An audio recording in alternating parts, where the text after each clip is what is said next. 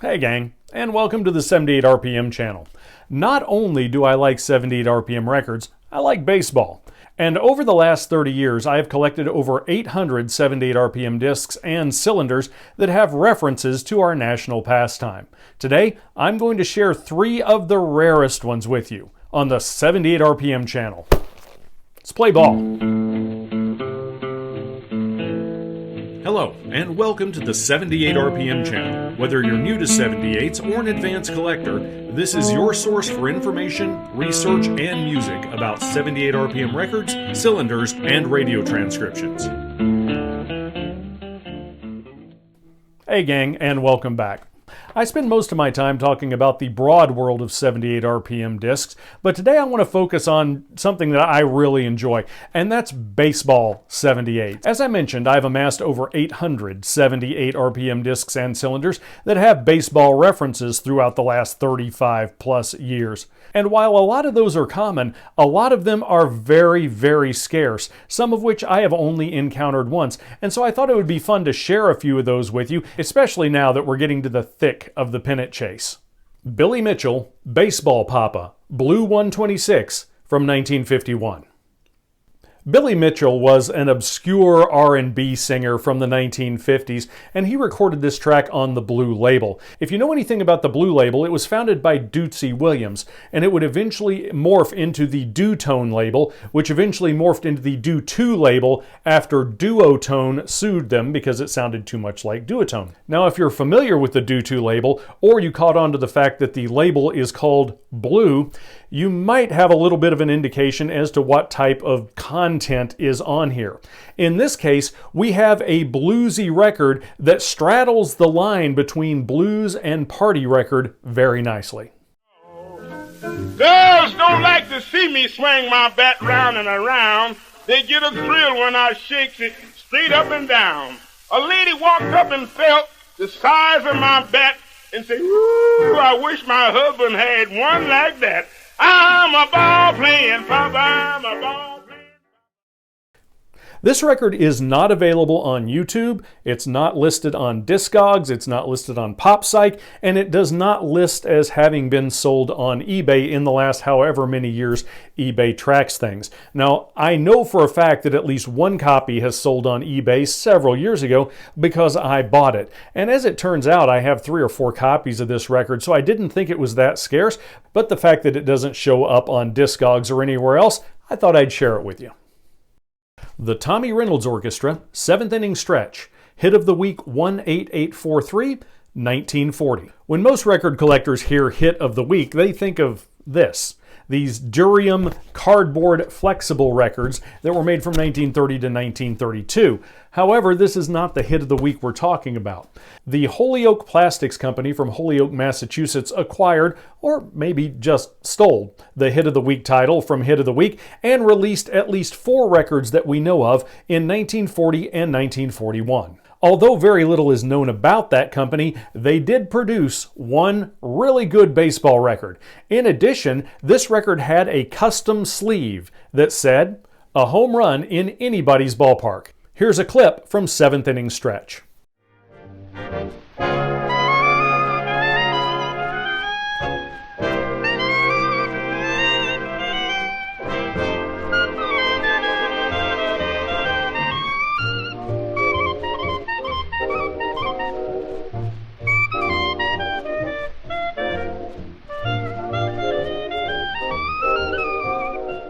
This disc is also absent from Discogs, YouTube, eBay, and PopPsych.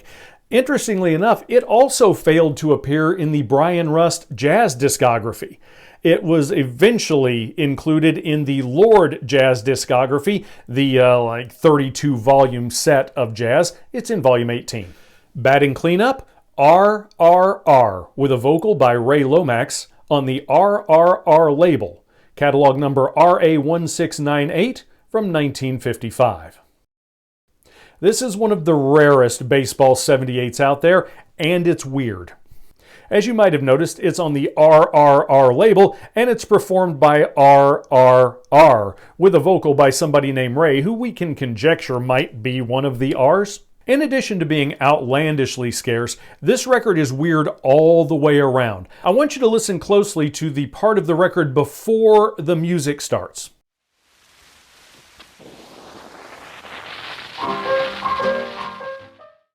Did you hear the sound of another recording winding up? Listen again to the dead space before the music starts.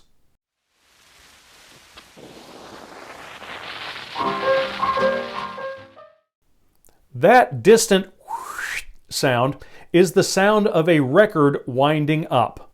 That record was a sound recording containing the piano and drum part so that Ray Lomax could dub or overdub his vocal part onto it.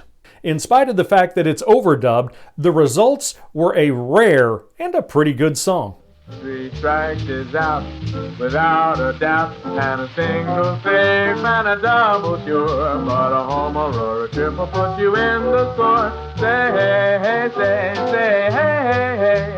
The ball you caught against the fence helped the NYGs, the pennant clinch, and proved to everyone without a doubt that you're the say hey king they talked about. Say hey, hey, say hey.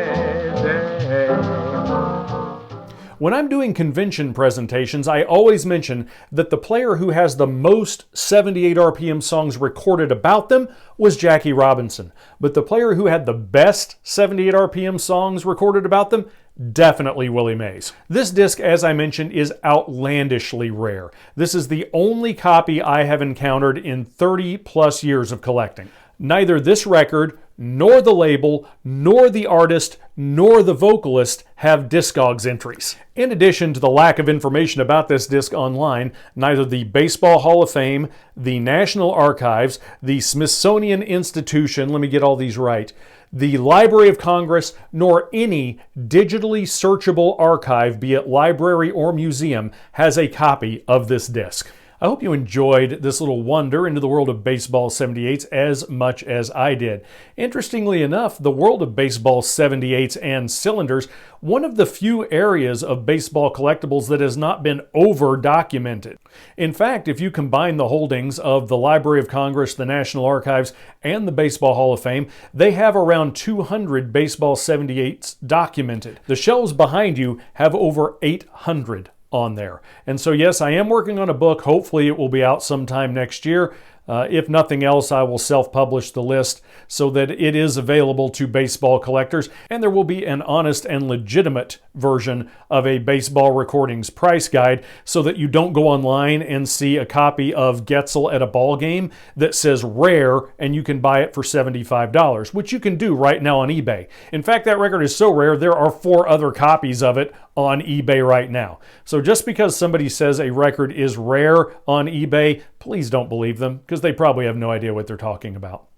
There are a couple of other things in the world of baseball 78s I will eventually do videos on, including the Babe Ruth's home run story on Pathé Actuel.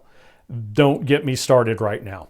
In the meantime, thanks for joining me. I'm going to go play a little baseball, and just so you don't think I only collect 78s, I'm going to play baseball with this. Play a little catch with that. If you catch that name, this is a Willard Hirschberger catcher's mitt. Look it up. We'll see you next time on the 78 RPM channel.